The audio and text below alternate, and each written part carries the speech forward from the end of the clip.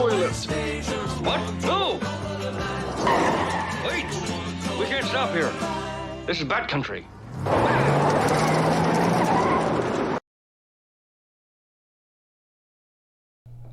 Hey everyone, I'm ChaoticGood. Welcome to episode 3, Fear and Loathing on Wall Street. As you can see, I've upgraded my setup here a little bit. I've got upgraded lighting, audio and video now. Sorry it took so long, but I'm super excited. Today we're going to talk about the Fear and Greed Index, which is so important when you're talking about buying and selling stocks or commodities or anything else like that.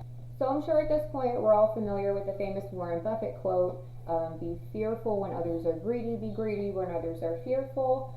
There is an actual chart where you can watch these psychological sentiments happening across different markets, and I'm going to show you how to look at that here in just a second.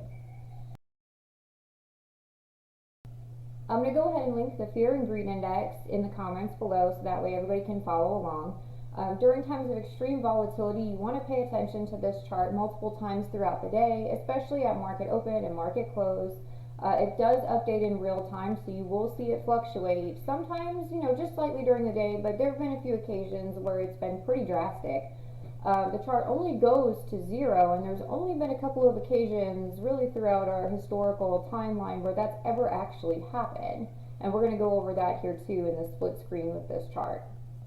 It's important to pay attention to what events prefaced the Fear and Greed Index dropping all the way to zero. However, it is pretty rare. The most recent lowest for Fear and Greed Index was on May 12th and May 13th. I want to say May 12th, it closed at 7, but I know for a fact over lunchtime, during the lunch dip, it did drop to a 6.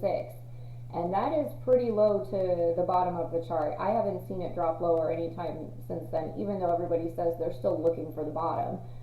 I mean, unless it drops lower than a 6, we've already seen a pretty decent dip in the middle of May.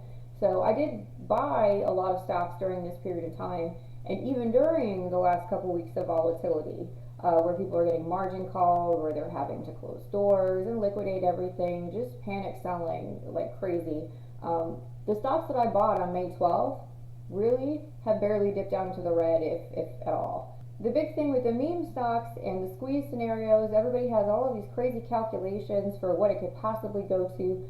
Really, everybody needs to stop asking what price they want to sell at. It has nothing to do really with price. You want to watch the Fear and Greed Index specifically in addition to each individual stock as it progresses throughout what would be a short squeeze, because there's never any way to know when it'll get halted, how long the halt will last for, how many days overall or weeks overall a squeeze could possibly last for. So you want to sell in a perfect world when the stock market registers extreme greed on the Fear and Greed Index. So if you buy during extreme fear and sell during extreme greed, it is one of the most reliable ways, in my opinion, to make sure that you collect the maximum amount of gains when you are stock investing. So in my previous video, I also talked about conditions over the last couple of weeks looking favorable to set everything up with a high short interest rate into a short squeeze position. I was not wrong there. I'm seeing all kinds of indicators now. We saw a red box squeezed or started to squeeze in the last couple of weeks. So I think it's important to pay attention to the domino effect that's going to happen once one starts, because there's a huge pool of crossover investors. So that being said, if you have favorite things that you like to buy, stocks, crypto, silver, look at all of it, and then look at what is in the extreme lowest possible. You want to hit it at the lowest possible extreme fear rating, and then keep an eye on it multiple times a day if you're really that focused on making the most efficient trades possible. And then you want to sell at the highest possible extreme greed rating. In a perfect world, that's how it would work. With a crash impending, though, you need to pay extra special close attention to it here in the next 3 weeks or so. So this is meant to just be a real quick breakdown video, something very simple for level 1 people to be able to pick up on. I will be talking more about other types of investments that I like to make outside of stocks, talking about crypto, talking about silver. My big thing is real estate. I'm primarily a real estate investor. My daytime job when I'm not yelling at Kenny on the internet, so stick around. Don't forget to like, share, subscribe. I'm going to try to do at least one video a week going forward, and you'll get to see me gradually build up my setup here as we get more professional.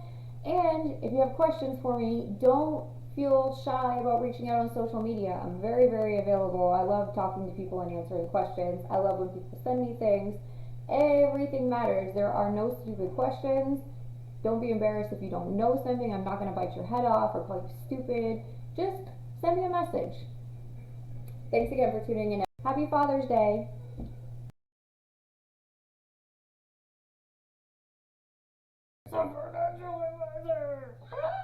Who is Charles Schwab anyways? Who is he even?